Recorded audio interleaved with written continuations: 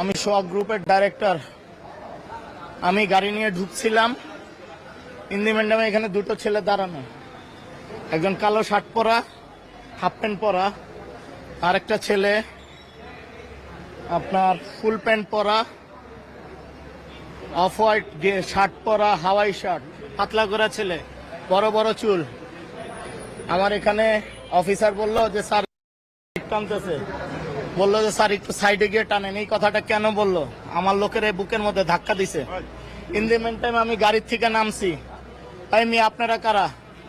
এই বলা মাত্র এই যে আমার লোকটার, আমার সাথে আমার লোকটার এই এখানে ওদের পকেটের মধ্যে একটুক ছুরির মতো চাপাটের মতো ওইটাতে প্রথম ওরে কোপ দেয়। তারপরে যখন আমরা ঘুষানো শুরু করে দৌড়ায় চলে গেল, এরপর 60-70 জন লোক নিয়ে আইসা আমারে কোপ দিছে। আমার কোপটা লাগছে আমার সাথে আমার আর ছোট ভাই আদিব নাম, ওর এইটা পুরোটা বাইরে হয়ে গেছে কোপ লাইগা। আমার এই জায়গায় কোপ দিছে, দেখেন এই যে আমার এখানে কোপ দিছে, এই যে আমার এখানে কোপ দিছে। কেন নিবেন না? সব নেন। এই দেখেন, জানি না সমগ্র বাংলাদেশে আমরা ব্যবসা করি,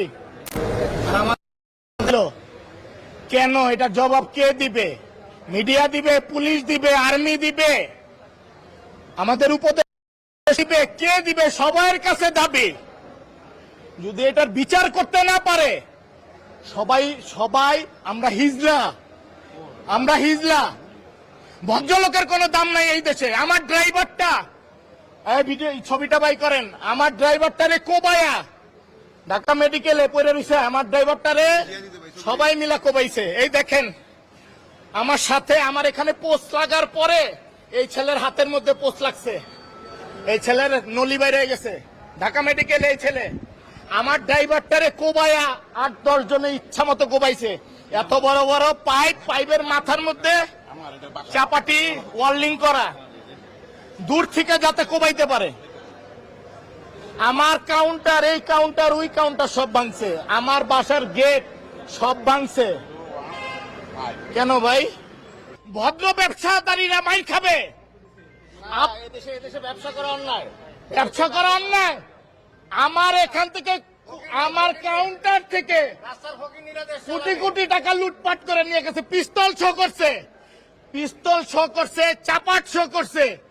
কেন ভাই? প্রতিকার নাই? আমাদের ইউনূস সাহেব, উপদেষ্টা সাহেব, শ্রদ্ধেয় গোল্ড মেডেলিস্ট, উনি এখনো চুপ করে বসে আছে। ওনার এখনো যেই উপদেষ্টারা চুপ করে বসে আছে, সবাই গল্প কারো কাছে চাই না আমরা, সহানুভূতি চাই না কারো কাছে আমরা। কিন্তু আমাদের গায়ে, আমার ঘরের গ্লাস, আমার গেটে হাত দিছে। আল্লাহ প্রত্যেকটা ঘরে হাত দিবে, প্রত্যেকটা ঘরে মার সন্তানদের হাত দিবে। যেমনি আমার লোককে চাপাট দিয়ে কোবাইছে না, যদি আমাদের মহাসচিব সাহেবের কাছে বিচার যদি একই রকম সমাধান না দেয়, আল্লাহ বিচার করবে ওনাদের।